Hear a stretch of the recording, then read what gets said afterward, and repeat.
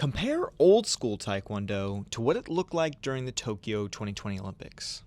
Well, Tokyo's world governing body had made some pretty significant rule changes over the years to make the sport, quote, more enjoyable to watch. But now, after almost getting kicked out of the Olympics, which we're going to talk about, they have to make more rule changes because those old changes have led to the sport being criticized as, quote, boring and foot fencing. So to understand these new rules, we need to look at how it went from this to this to this. So Taekwondo is generally considered to have three eras. From the 1980s until the mid-1990s, it was known as the Power Era. Taekwondo matches were judged by humans on paper, and there were very few points awarded per round. The judging was very similar to how professional boxing is scored, but it had some variations.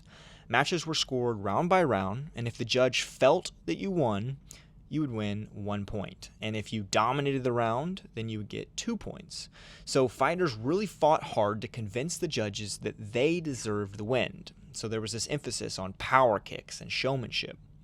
Then, in the mid-1990s, you had the combination era, which was a direct result of the sport moving from paper scoring to an electronic scoring.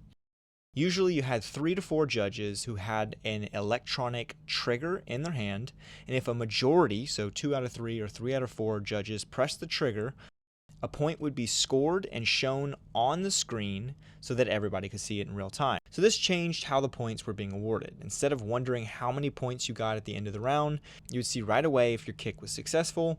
And this also added some accountability for the judges, and it got the spectators to understand what was happening as it was happening in real time.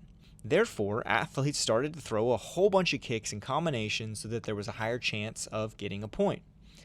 Then there was the chaos of the 2008 Beijing Olympics, which almost had the sport removed from the Olympics.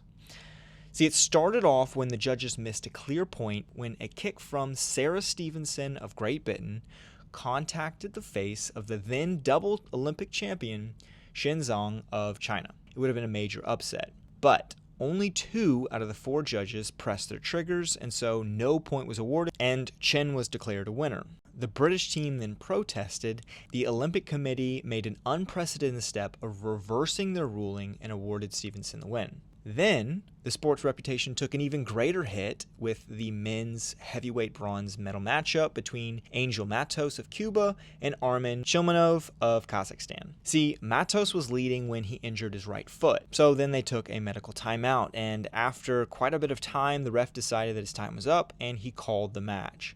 Well, Matos felt that he wasn't done, and he wanted to keep competing, and so he got frustrated, and so he expressed that frustration by kicking the ref in the face on live television. Officials then banned Matos for life, and the International Olympic Committee, or the IOC, which was already upset with the complicated scoring system, put Taekwondo's Olympic status on notice. The IOC stressed transparency, and they wanted objectivity in the scoring. They wanted people to just be able to turn on television and immediately know what was going on, and so they gave Taekwondo an ultimatum to change or else.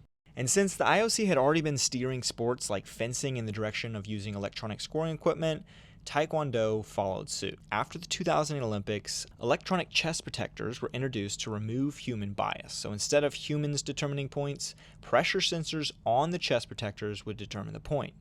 They also changed the scoring system itself. So now they rewarded more points for kicks to the head, 3 points for the head versus 1 point to the body. And they did this in order to encourage more kicks to the head and make the sport more fun for spectators to watch.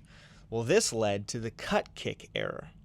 Now, while the scoring system did become more fair, the new electronic system and the scoring rules favored 2 primary kicking techniques: the cut kick and any high kick that grazes the head. And it doesn't need to be a powerful kick, it just means to make contact.